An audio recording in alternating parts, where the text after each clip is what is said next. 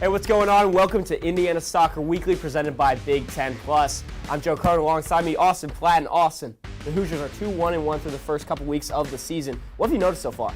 Well, I've noticed that this team can really dominate possession, something we haven't seen necessarily in years past because of their speed that they have. That's something we've known for a long time, but the inability for them to convert those chances in the final third when they've been absolutely dominating possession at times is a big problem. But overall, they look pretty good, and the record maybe doesn't show exactly how well they've played. And I think that's where early on in the season that can happen. We've seen it in years past. Yeah, especially in that game against Notre Dame where they drew. But which player stood out to you the most throughout the first couple weeks? For me, it has to be Collins Adore. I mean, there's not many times you're talking about a freshman from Ghana. The ability for him to basically play anywhere up top. His speed is ridiculous. His pace is ridiculous. And the amount of ground he can cover at once. His crossing is great. He can beat anyone one-on-one. Todd Yeagley said his finishing is even better than what he expected early on. So for him, I mean, a freshman and international, something not usual with this Indiana team, he's got to be the guy that surprised me the most. Now, he wasn't pulled directly from Ghana. He was over at the Phelps School in Philadelphia, where he played his high school days, but the international pull has been something stronger that I think Coach Yeagley has pulled for, especially adding Hugo Bachrach, the transfer from Farley Dickinson.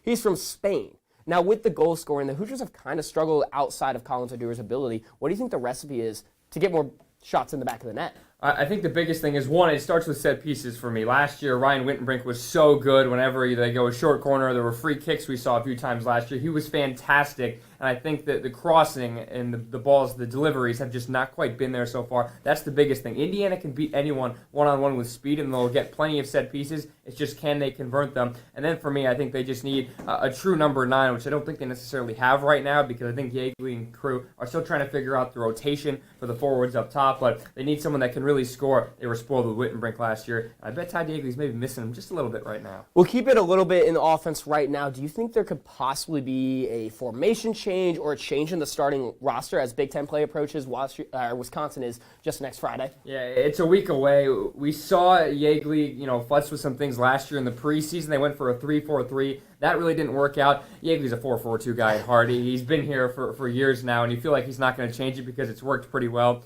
in his tenure. I just want to see maybe up top some things shift around and maybe get more Patty McDonald and Jack Wagner, the two center mids, who have been relatively quiet so far. I want to see them get a bit more up in that final third, and they're trying to get Brett Beebe up there as well, push the fullbacks up. But for me, I just want to see a bit more rotation. They're not changing a 4-4-2.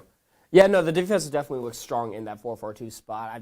Depending on the shot selection, we'll see how that goes. Now, Big Ten play, like I mentioned, starting soon. There will be some non-conference games thrown in there, like the Kentucky game. That will be huge down in Lexington. But how do you think the Hoosiers will fare in Big Ten play? Well, we've seen it in years past. Indiana struggles in the beginning, and with only 8 matches, it feels like that's not enough because you feel like you get the first 2 under your belt, and then you can finally figure out where you are, and then at that point, well, you're already a quarter of the way through conference play. I think they'll be just fine. I think they'll figure out their goal scoring. I mean, they played a lot of games, 3 matches in the past 6 days. They've had basically this entire week to figure it out. South Florida tonight, and then another full week off before Wisconsin next week at Bill Armstrong Stadium. I think they'll be just fine. Top 4, I think, easily again, so they'll get that. There'll be a home match in the Big Ten quarterfinals, but obviously for them, it's pushing for the top where Maryland's been the last 2 years. It will be a pretty competitive Big Ten race this year. Penn State coming in that number 14 spot in the United Soccer Coaches poll right in front of Indiana at number 15. But that's going to wrap up the Big Ten Plus show, Indiana Soccer Weekly. For Austin Platt, I'm Joe Cronin. We'll see you next time.